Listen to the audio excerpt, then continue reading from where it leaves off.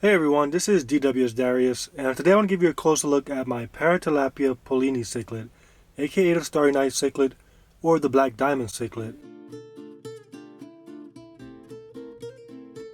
A unique fish originated from Madagascar that has a body pattern that resembles the stars above. I've gotten a few requests to profile this fish. She lives inside of my 350-gallon aquarium, and she likes to stay in her corner and not be bothered, but she's agreed to come out on camera just this once, so be sure to give her a thumbs up. So this Starry Night Cichlid is about 5 years old, and she's about 7 inches long. I know that this fish is a female because given the same amount of time, a male would have grown closer to maximum size at around 12 inches. Also, males are far more aggressive than females, and if this fish was a male, it probably wouldn't coexist so well with other fish in this tank. Besides that, males and females of this species look very similar. They display a midnight black body, speckled with white, blue, or gold spots. During breeding or when expressing dominance, they can display gold on their heads and throughout their body. When they're stressed, they'll become a pale gray, and their spots will be less noticeable. There are two variants of the Paratilapia Polleni cichlid common in the aquarium trade. The large spot, like mine, which has spots that look like they could have been drawn with a marker, and the small spot, which has smaller spots that could have been drawn with a pinpoint. Both variants are the same species, but they're from different collection points and regions of Madagascar, so they've developed minor differences.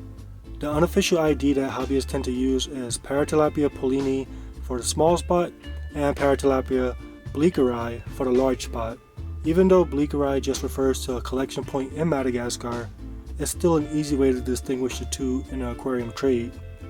Now, some fish keepers believe that they are indeed two different species, saying that they have different growth patterns and behavior traits. However, since I've only kept the large spot variant, I can't really say much about that theory. Being native to Madagascar, these fish are often categorized with African cichlids, but their behavior is more similar to that of American cichlids.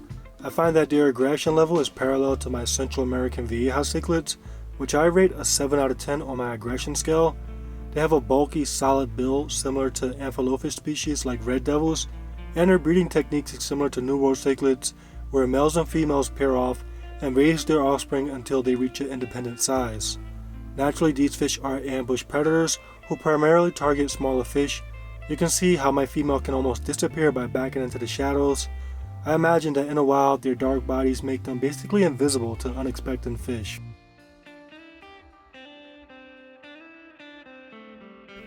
Now, I'm keeping my female in a tank with New World cichlids, and they coexist pretty well, for what it's worth.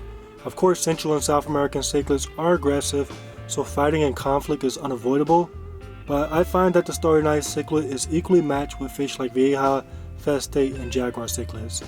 As I mentioned, females are less aggressive than males, so that's likely why I've had almost no problems with mine in this community of cichlids. I imagine a male would have dominated more and possibly been more of a headache in a mixed tank like this, but that's the case with most New World cichlids as well.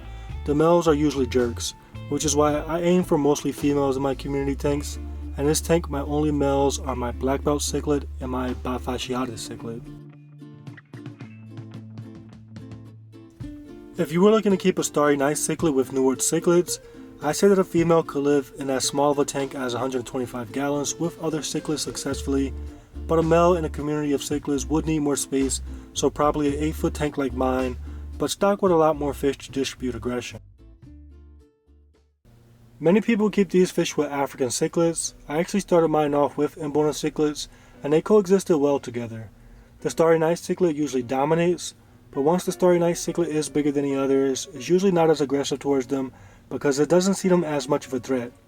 Not to say that they'll live in complete harmony, but usually is less conflict compared to keeping a Starry Night with New World cichlids.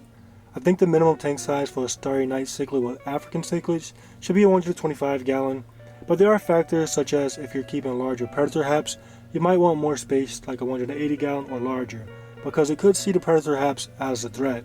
If you're keeping Mbuna, be sure to provide rock structures for your Mbuna to retreat to in case the Starry Nights get aggressive or hungry. Obviously you want to avoid cichlids small enough to be eaten.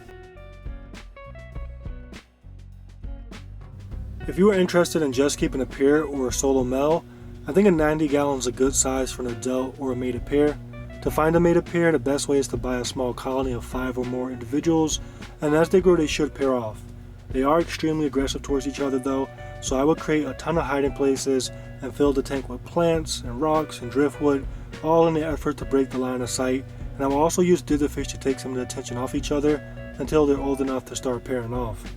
These fish prefer standard tropical tank temperatures between 74 degrees Fahrenheit and 82 degrees Fahrenheit. I've kept these fish in a wide range of pHs as well, and they seem to be tolerable of a wide range of parameters from 6.6 all the way up to 7.8. When it comes to feeding these fish, they're usually not too picky. Mine will eat Hikari Sinking Cichlid Gold and Hikari Carnivore Sticks, and she also loves raw shrimp and bloodworms. My female spends most of her time in this section of the tank. She's more of a stationary fish compared to the other cichlids in the tank.